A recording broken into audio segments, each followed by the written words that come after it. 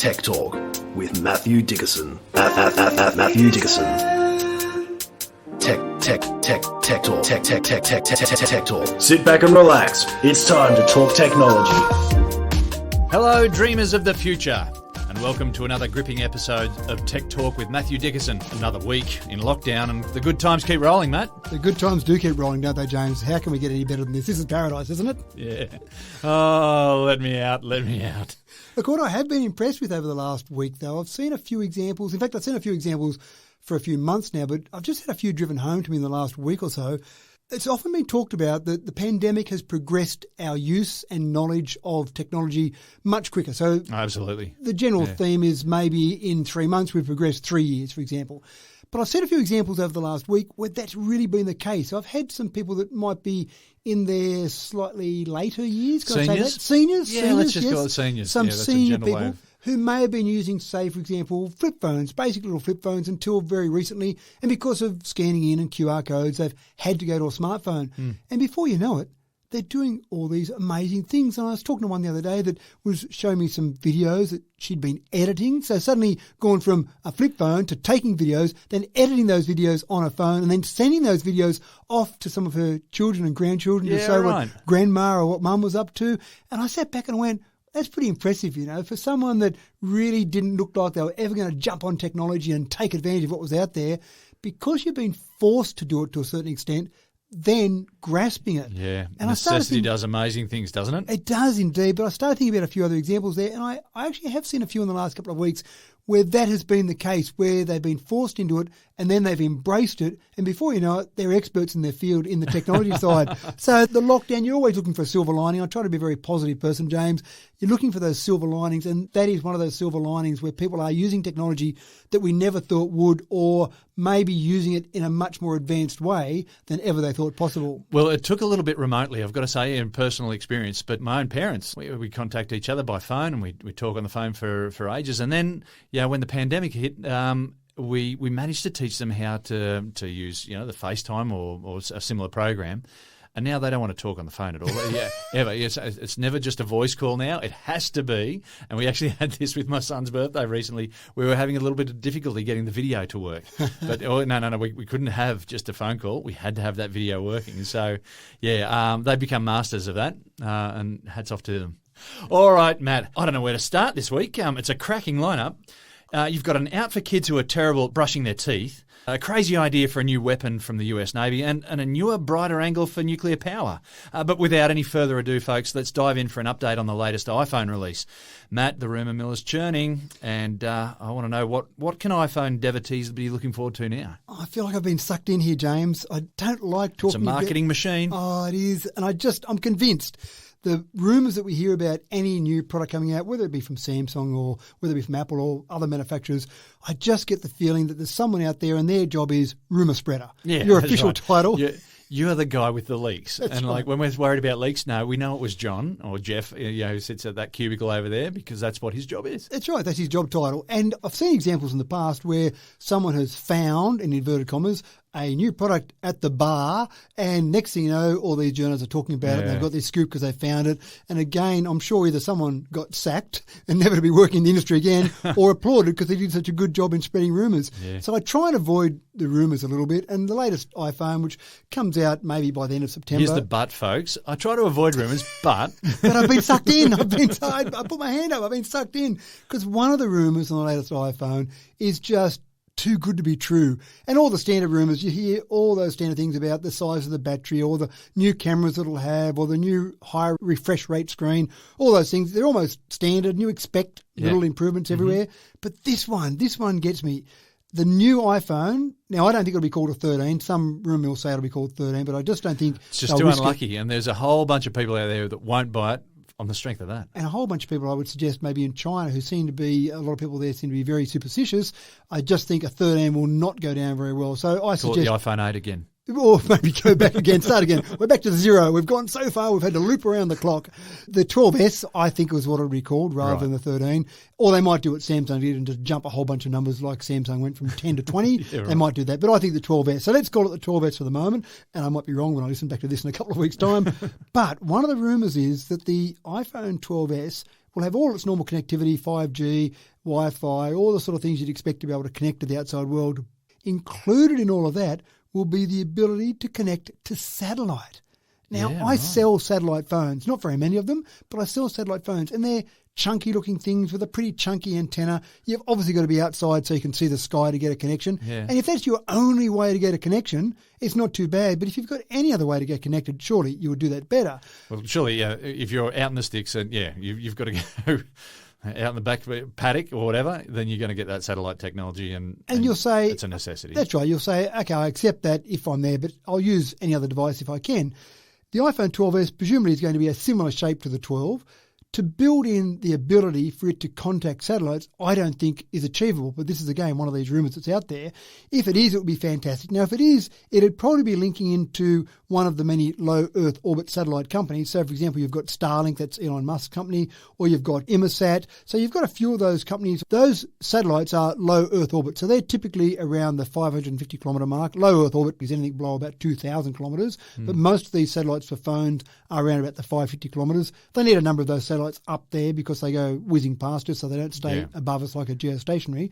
But to get a phone that's normally used to communicating with a tower that's, say, 5 kilometres away or 10 kilometres away, to suddenly communicate with a satellite that's 550 kilometres away, I don't think is achievable in a phone, but I'm happy to be proven wrong. If this is the case, you'd have to have some other subscription, you would think, to be able to actually use it. But I think a lot of people would do that. So they've got their normal mobile phone, they've got their normal towers they'd use, but when they go and travel out back somewhere. And just in case they find themselves, sort of in the middle of nowhere, which is unlikely, but probably, Well, I think a lot of people would pay the $30 or $40 a month they might have to pay for that privilege to be able to do it if they needed to. If it was $200 a month, probably not. But for $30 or $40 a month, I think most people would say, yeah, it's probably worth it. I'll do that. I'd love it to be true, James. I'd love it to be true. And I'd love it to be one of the times that the rumours that were spread were absolutely spot on. I've just got my doubts, but I wanted to talk about it just in case it was true. Yeah, so we can say, we nailed that. And you got it first from Matt Dickerson. That's it. Well, there you have it, folks. There's the reason for all the hubbub. Throw your battle gear on and join the queue. Socially distanced, of course, for the iPhone 13. Or the 12S. Sorry, I'll stand corrected. Big things are set to happen for the electricity supply with the revolution in the nuclear power supply. It looks as if we're going to be moving away from uranium and heading for thorium, for a couple of good reasons. Matt, tell us more about this. Many people that I talk to about nuclear power, because nuclear power is quite a reasonable option to provide power to us going forward in the future, certainly much better than coal, maybe not quite as good as wind farms or solar, but certainly a good option. Most people get a bit scared. They point to some little famous incidents we've had over the past where there's been a little meltdown and it's maybe done some damage to a large chunk of land. Yeah, that's right. Yeah, just a minor little issue there. But a lot of people say, once we get thorium going, that'll be the solution. But they've tried to get that going. Way back in the 40s when nuclear power was just being developed in the US, they tried thorium because they thought it would be a good solution. And I think they gave up by about the 70s. So it took them a while, but they went, no, this is no good. Even India weren't allowed to actually be supplied uranium up until 2008. So they were working on thorium back in the 90s, and it was obviously in their best interest to get it going because they didn't have access to uranium. They couldn't get it going. But now China believes by the end of this year, they'll have a nuclear power plant, only a small one, but they'll have a nuclear power plant working on thorium. And there's a couple of reasons you'd want to do that. The first, the safe life of thorium. The safe life of thorium, about 500 years, I'm guessing, yeah. And uranium? And uranium, several thousand, 2,000 at least, yeah. So even though 500 doesn't sound great, it's certainly better than uranium. So when we're inflicting these waste products on many future generations ahead, we can say 500 years' time, that bit of land that you've buried that thorium in, or those waste products from thorium is a bit better than thousands of years. It's a bonus, nevertheless. It's a bonus. It's not the number one reason I do it. Probably the number one reason is that making nuclear weapons from uranium is a fairly well-known technology now. Yeah. Making nuclear weapons from thorium, I'm not sure that we can really do it. Yeah, you need a fission reaction, and that happens with uranium-235, yeah. So that's kind of a bit nicer to say, hey, the world, you can have some of this thorium to produce power, and we're pretty confident you're not going to go and bomb us from the result of being handed some of this thorium. So that's nice as well. But what you've just said there is the problem in the past. Thorium, to try and get that reaction ongoing, is obviously much harder to do in a nuclear reactor than, say, uranium. The technology is there. The technology was there. We know how to do it. There's nuclear reactors all around the world using uranium. Thorium is obviously the holy grail. If we can get it going with thorium, fantastic. So China's got a 2 megawatt plant that they're building from thorium, which isn't much, but it's really a test reactor. If they can get that going, get it going successfully, they've got plans to build 100 megawatt nuclear reactors from thorium or using thorium, and then they'll obviously have those to be able to spread around the country. The other bonus they've been doing in this technology is not using water to cool the reactor, because keeping the reactor at the right temperature is, again, pretty important in a uranium nuclear reactor. They've been using molten salt to keep the temperature at the right level for cooling, to take some of that heat away from the reaction to keep it at the right temperature. Right. And again, molten salt means you can make these maybe not next to an ocean. You can make these next to the desert or in the middle of the desert, where maybe you haven't got as many people living. So a nuclear reactor, say Fukushima, on the coastline for all that water, presents a bit of a problem when you have a little tsunami come along and cause some damage there. So again, lots of bonuses there. If we can get nuclear reactors from thorium, I can see the world jumping onto the whole nuclear reactor game rather than saying we still don't like the idea. Big things to happen out of that. That'll be a revolution. But watch that space, folks. Speaking of watching this space, back to EVs, Nissan has a new hybrid alternative for Australian consumers who are still a little tentative about going fully electric. Is this the real deal, Matt, or is just some marketing hype that is essentially just a normal hybrid?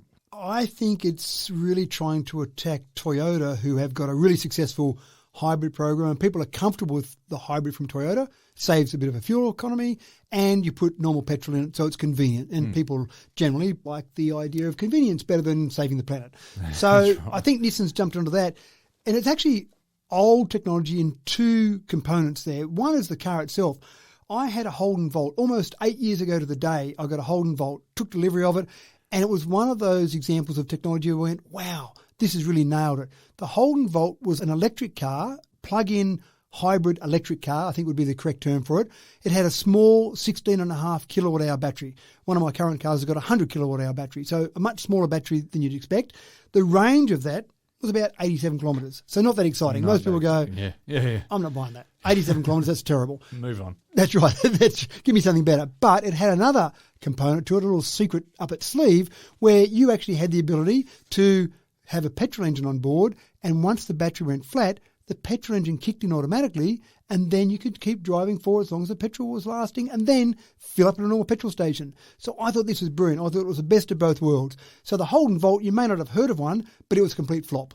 The one I had was one of only 250 in the nation. Yeah, right. Okay. It was a flop. Yeah. It was a Chevrolet Bolt, they were called over in America, and they were brought into Australia as a Holden Volt. I like the Volt name better than Bolt. In Australia, for some reason, complete flop. Well, we'd like to hear from listeners who still driving around their Holden Volt, see if they are still getting around. That's right. If you've got one of those 250, absolutely. So what Nissan has done is they've said, we actually think the Holden Volt was the right idea, but let's forget about the 16.5 kilowatt-hour battery, because that meant you were carrying a battery around and a petrol engine and petrol. Why don't we just make a straight petrol generation to electric model? And I call it a gateway electric vehicle. It's got electric motors. It's got all that instant acceleration that you expect to see out of an electric car. It's got the quiet running of an electric car, albeit with a petrol engine still running. And the petrol engine that runs has got one job in life to do, and that's generate electricity for the electric motors. So you probably have a very small battery. You don't really have a battery on board as such. And the technology is old. We go back to 1903 was the first example I could find of this same sort of technology. In Russia, they built a ship that was a diesel electric ship. The Swedish Navy the next year said, we like that idea so much, we're going to build a submarine with a diesel electric engine. Wow. And the submarine was even cleverer than that, because once you went underwater with the submarine, you didn't have to worry about trying to find some oxygen to get the reaction going in terms of burning diesel and oxygen to have that combustion and internal combustion. Once you went underwater, you could just run off your batteries and then come up on top and keep running off those. But So great idea. And then trains, just about every train that we would see running that's not running off pure electric lines is running on electric motor, but a diesel engine's producing the power. So 1918 was the first diesel electric train, and that was in the US. Wow. So all this technology is there, all those examples. So Nissan's doing the same thing. They've got this whole concept known as e-power. So they believe the Holden Volt was the right model, albeit with a different battery. They believe all those examples, ships, trains, submarines, are all right. And they like the idea of the convenience if you just go to a petrol station, fill up and continue your journey. And they believe they can deliver a car more efficient than one that drives through a normal transmission to the wheels of the car to actually run it. The other really good thing is that when you put your foot down on the accelerator of a normal car, it revs hard as it tries to accelerate. And the reason you've got a transmission is to try and keep your revs in the right power band to produce the most efficient power. I remember when I used to race motorbikes when I was a kid, it was always friends or people that would kind of coach me as such that would always say, where's your power band? Keep it in the power band. So you're constantly trying to keep it in the right revs. And on a two-stroke motorbike, it was a very small power band. So you're always trying to keep it the right revs by using the gears to get it to the right spot. And again, the same sort of concept here. You don't need to worry about the engine revving high and low. It's just a generator. So it can sit there at fairly constant revs at the right revs because all it's doing is producing enough power to actually get power to the electric motors. Again, they have a small battery on board, so you've got a bit of a buffer, so it doesn't have to be revving harder when the acceleration happens. But in general, I think they're onto a winner here. I still like pure EVs. I still am a fan of pure EVs. There's lots of people out there that have range anxiety to the point they won't buy a car. Yeah, and that's the blocker, isn't it? That is the blocker. So this way, it gets them accustomed to the idea. They're still not having to deal with range anxiety, but I think they just like the idea of driving it. They feel the acceleration of it. They see how quiet it is, and then they go, you know what, my next car, I'm going to go EV. So it kind of gets that stepping stone there. Yeah. Well, we look forward to hearing more about how well this gets taken up by some nervous Aussies. The next story gave me a flashback to being a 13-year-old in the dentist chair receiving the short end of the stick from a rather militant dental hygienist. Scared the bejeebers out of me. How about this, folks? Do you clean your teeth for the recommended 2 minutes? No? Well, it seems that no one else does either. So it sounds like we all kind of need a fast and lazy way to clean our teeth. Matt, how would I pitch this idea to that ghost from a past? Well, I'm actually interested. Did the militant nurse actually have an impact on you? Did you take any notice of what you were told as a 13-year-old? I've got to say, I don't go for 2 minutes. But for a while there, I went for 2 minutes and then some, and then I had another go. So it worked. Yeah, it did work for a little while. For a 13-year-old. So one of the things that dentists talk about often is that their patients tell them two lies constantly. The first lie is that, yes, Mr. Dentist, I always floss. No one flosses. And the second thing is that, oh, yes, of course I clean my teeth for 2 minutes, just like you told me to last time. And the evidence after they look at your teeth is that, no, you didn't clean your teeth for 2 minutes. And life gets in the road, and we do a bit of a rub around, and you've covered all your teeth. 2 I've done minutes the back is a ones. long time. I've got a friend who actually took the advice from the dentist and got a 2-minute timer. And he told me that 2 minutes is an eternity to actually clean your teeth for. So if you actually go and try and clean your teeth for 2 minutes, you realise just how long it is. So no one is ever going to do this. This new concept solves the problem because it says, depending on the exact model you buy, 20 seconds to 30 seconds is all you need. It's my kind of toothbrush. Yeah, right. And what it looks like is a mouth guard, a top and bottom mouth guard. You put the mouth guard in, you put a bit of toothpaste in first, you put the mouth guard in your mouth, and it hooks up to a little device that then gives it the power to actually go to work on your teeth. So it starts cleaning all your teeth, and the reason it can do it so quickly is unlike when we clean our teeth manually, it does them all at once. So it's doing the top, the bottom, the front, the back, the inside and the outside, all over it, because this whole mouth guard fully encompasses your mouth. I'm actually trying to get hold of one. I've been looking for one locally. I can't find one locally. I'll probably just order one online because I love the idea. I actually looked at it around. Right. It looks pretty funny with someone in their mouth. I watched a video of it, but it looks like it really does the job on all your teeth. But most of the time people aren't watching you brush your teeth, so I think you'd be all right? Well, even if you brush it with normal toothbrush, it's probably not the most attractive thing. It's not the sort of thing you go on a first date and say, can you just come and watch me clean my teeth? So you're probably right. It doesn't matter about the look of it. But I love the concept that you actually put it in, sit back there, let it go to town, and then 30 seconds later, you've done the job. Bingo. Rinse your mouth out, job done. So I just think this is, again, we can't solve the problem with human behaviour. Let's solve the problem with technology. Now we're talking. Oh, I don't know, Matt. I'm still worried that dental nurse is going to find out. She's got to be about 80 by now, but yeah, she'd still pack a punch. I can't tell whether this next story has come from a sci-fi movie or a cheap B-grade 80s style comedy. A new weapon has been developed by the US Navy and it aims to stop the target from talking. Matt, you've got to fill in some blanks here. There's actually a patent. They've got a patent on this. I was a bit the same as you. Surely this is just a made-up story. And I found a few... for giggles. It's for giggles, that's right. I found a few examples of it and I found a few references. And then there is a patent for this. And it's really disconcerting if you hear your own voice back at the best of times. But if you hear your own voice back while you're trying to speak, it's really tough to talk. And I've had it happen to me. I've been doing radio interviews and I've heard my own voice being fed back for some reason, not sure why, just with a slight delay. I'm talking half a second or a second delay. Only needs to be a tiny one. It used to happen on old phones sometimes as well. You get some sort of an echo as well. Yeah, and sometimes when you talk to someone that's got, say, Bluetooth in their car and it's a pretty cheap one and you get that echo back, but it's hard to keep talking because you keep hearing back. So it all goes all over the place. So you don't know what you're saying, and so you start stumbling over your words and you look like a bumbling idiot. The US Navy has thought we could use this as a weapon. So imagine, here we go, we've got a crowd of people that you're trying to disperse, and you've got all these weapons at your disposal. Maybe you come in with water jets, or you come in with plastic bullets, or maybe get more heavy-handed than that. But imagine if you just made the person who's leading the rally look like a bumbling idiot. Then the crowd would go, what are we doing here? This guy, our leader, he's got no idea what he's talking about. So instead of trying to disperse the crowd, imagine an anti-vaxxer crowd, and you've got someone at the front who may look like a bumbling idiot anyway without this weapon, but standing at the front saying, don't get vaccinated, this is all crazy, it's all a government conspiracy.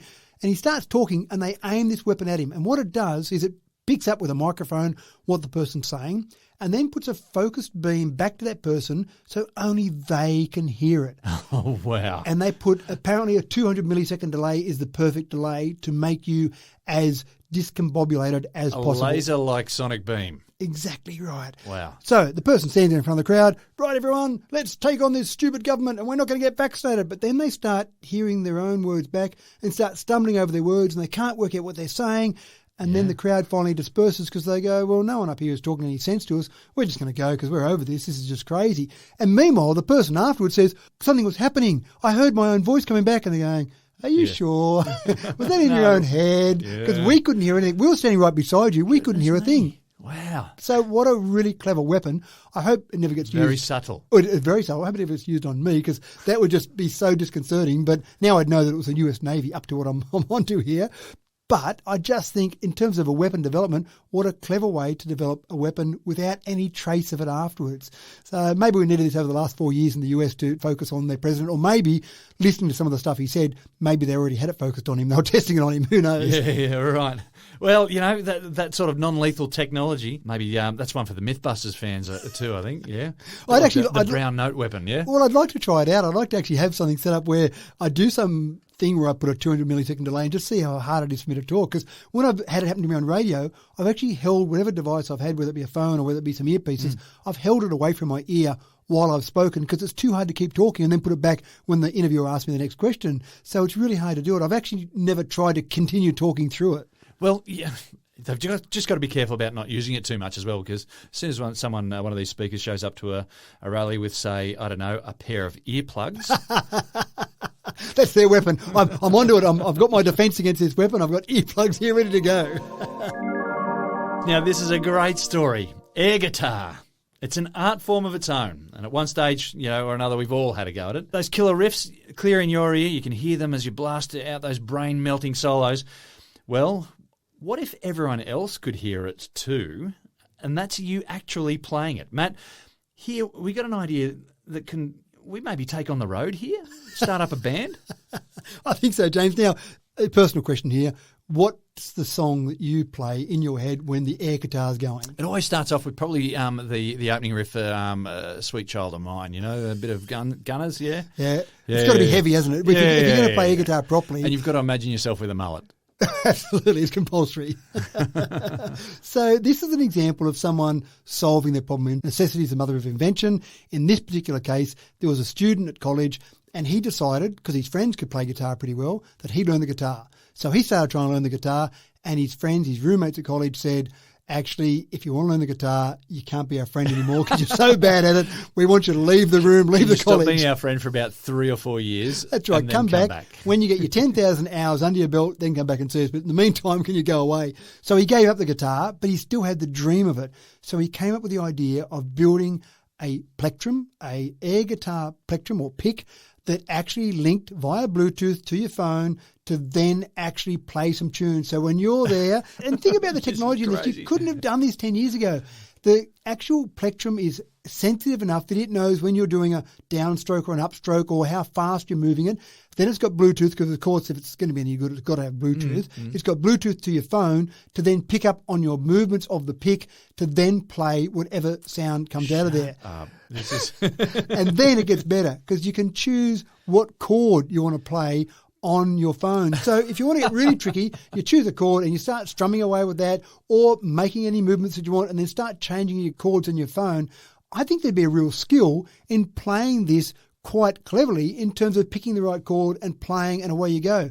I don't know if it's got that famous chord at the beginning of the Beatles, A Hard Day's Night, the one that just sounds terrible and out of tune. I don't know that Paul McCartney's ever actually told us what chord that is. It might not have that chord, but it's got all the simple and difficult to play chords on your phone because you don't have to get your fingers wrapped around that chord. No, you just press a different button on your phone and then start playing it.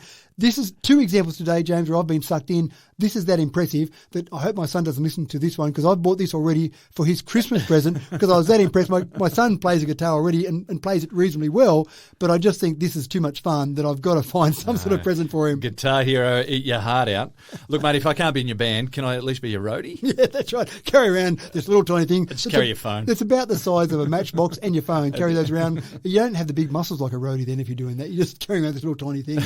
But at least I get to play it in front of the crowd. Absolutely. Before, I get to tune it. Tune the air guitar up. I like it. What's happening around the world with the global EV car sales? Is it good news for future dreamers?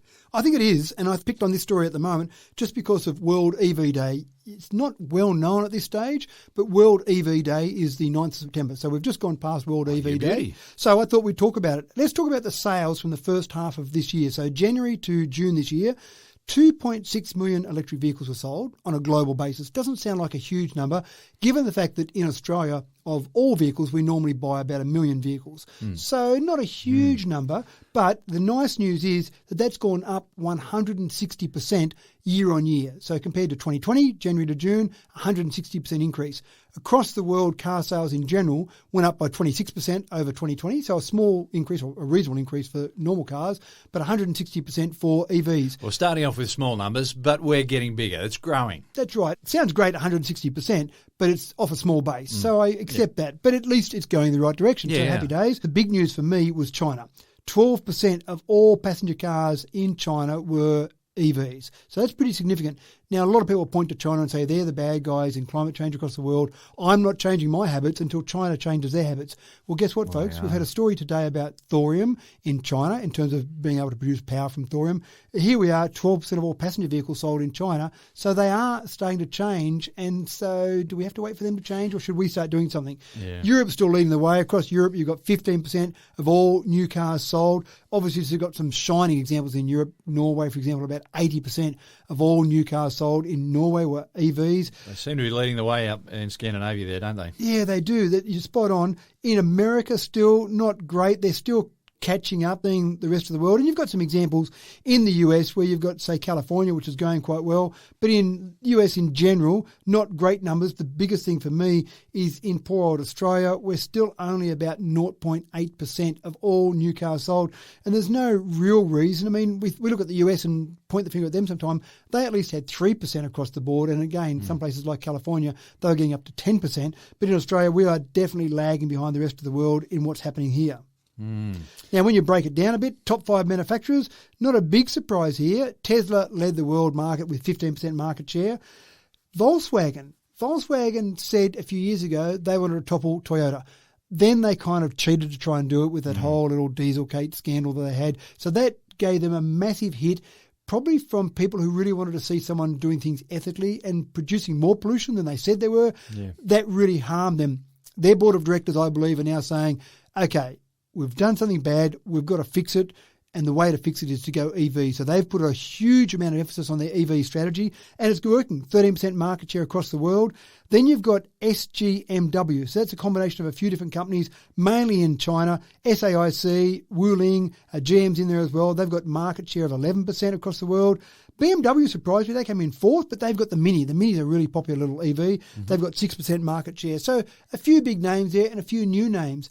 it'll be interesting to see what the names we see in the market share across the world in, say, 5 years' time. The obvious one that's missing from that list is Toyota, biggest manufacturer across the world. Yeah. And I think they're a bit late to the game with EVs, and whether or not that will have long-term implications or whether they'll suddenly ramp up production and then take over the world like they've done in normal cars, I'm not sure. My personal view is they've probably lost too much ground already to the likes of the VWs and the Teslas. Yeah, goodness me. Big call, I know. Yeah, but again, that's a big one to watch.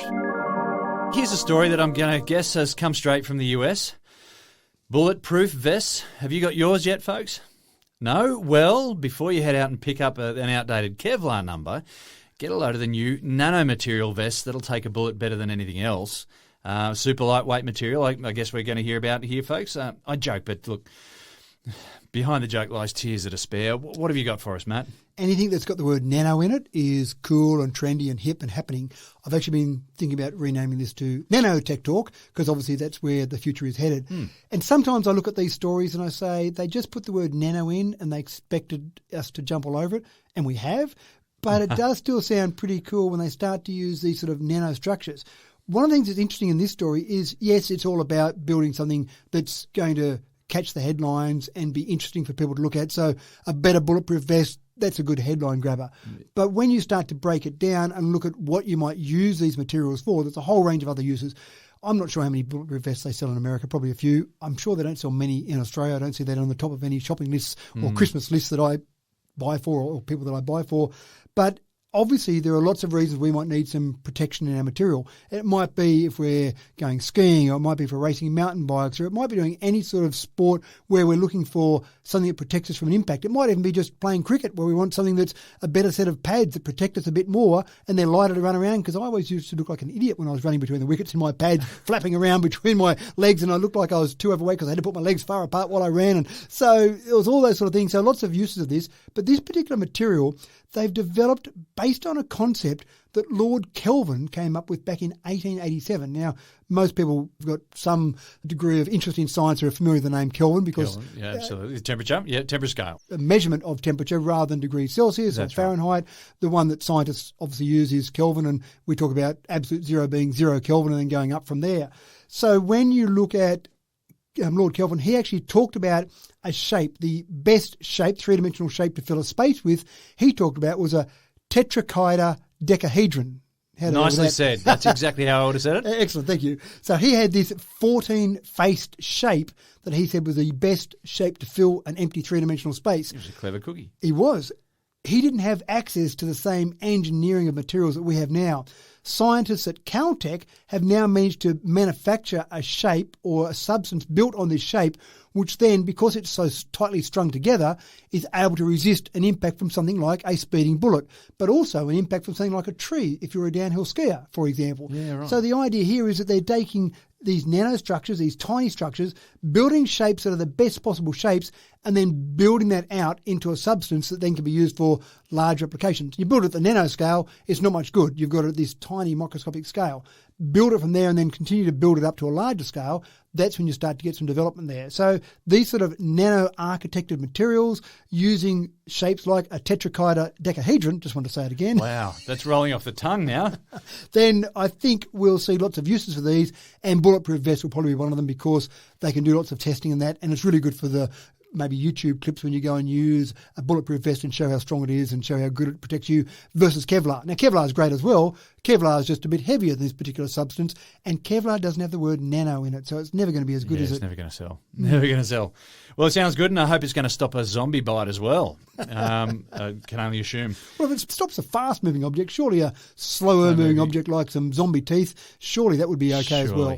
But those zombie teeth, they really want to get into you. Now for some really good news, if that wasn't good enough for you folks. Australia has long been known for its innovation in solar cell technology, and we continue to run this, folks, with a special contribution with Australian National University in Canberra. What's new in solar tech, Matt?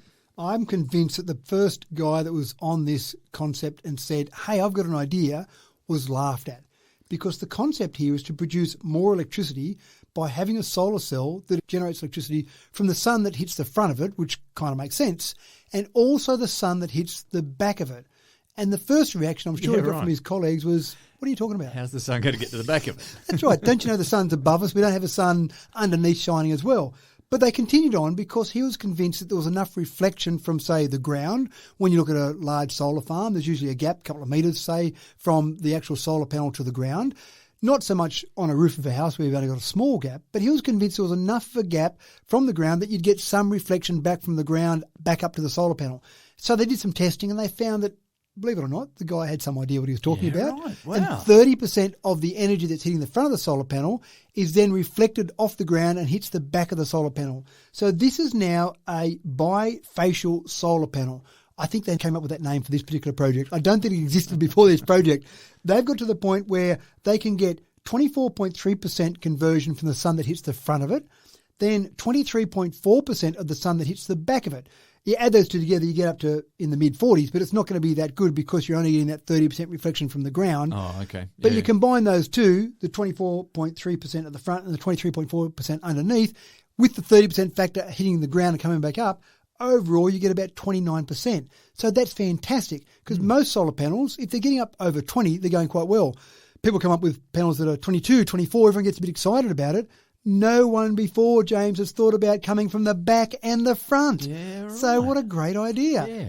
I think, again, it's one of those things that you say, what about this? And people laugh at you, think it's stupid. Or you sit around on a committee and someone throws an idea forward and everyone goes, no, it's a silly idea. But then you just let it sit away in the back of your mind, it festers away and suddenly goes, hold on, maybe that's not such a bad idea. And that's when someone else claims the idea as their own because they suddenly say, why don't we use both sides of the solar panel? Again, I don't think we'll see them on the rooftops that we see lots of solar panels around, particularly in Australia, unless you start to put a gap between the solar panels and the rooftop. I think in those large solar installations that we see where you've got lots of these solar panels out, I think we'll start to see this. And again, the higher we can get that generation of power from solar panels, the better we're going to be at producing power from solar panels. It's the way of the future, folks.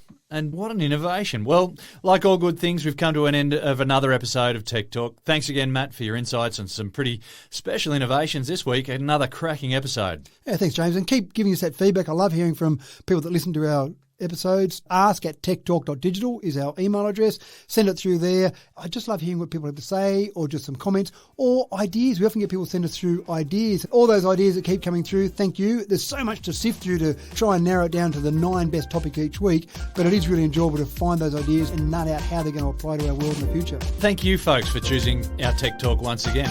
It's always a pleasure to deliver. Hope you can all join us again next week. I'm your host, James Eddy, and don't forget to like and subscribe.